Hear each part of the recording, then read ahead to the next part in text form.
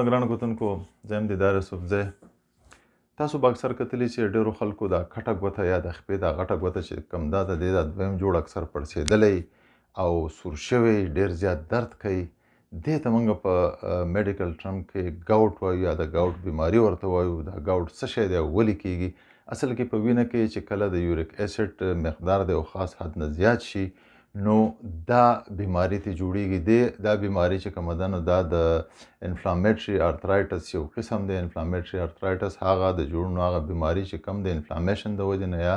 د پړسوب د وجې نه کیږي او عموما دا یو جوړ نشي ډېر جوړونو کې نه راځي او بیا زیاتره چې دی د دې دغه چې اثرات چې نو هغه په دې غټه ګوته یا په کټه ګوته باندې. اصل کې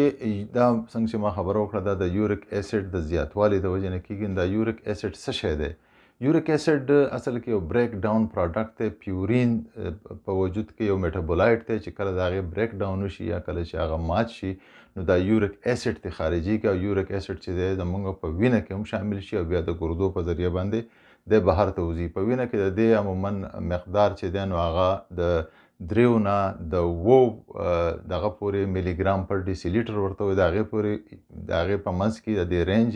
او بیا که مونږ اګزیکټلی ووایو نو تقریبا 3.4 نه 7.2 ملي ګرام پر ډیسي لیټر پورې چې دی د دې مقدار کله چې دا دې نه زیات شي نو هغه ګاوټ کولی شي یا دغه انفلامیټري ارترایټس چې ورته مونږ وایو دا کولی شي. خو په ډېرو خلکو کې داسې هم وي چې لکه د 6 نه زیات شي لکه څنګه چې رینج د 7 پورې دی یا سلا پاسه د 7 پورې دی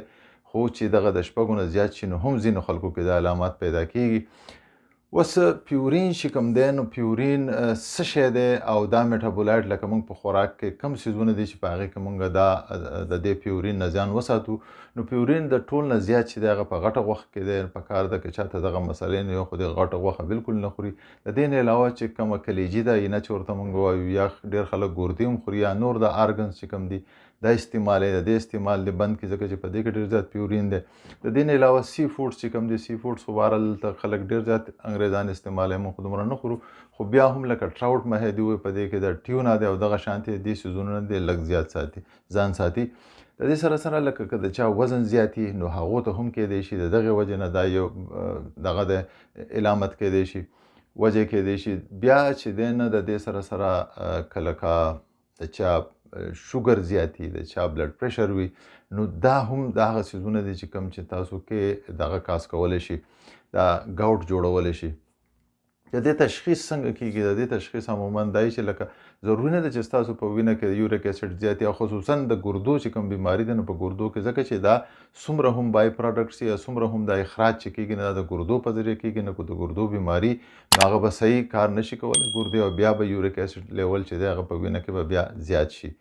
څنګه چې ما وویل تشخیص به څنګه کوو نو تشخیص لپاره یوازې دا نه ده په کار چې لکه ستاسو په وینه کې یوریک اسید زیات نو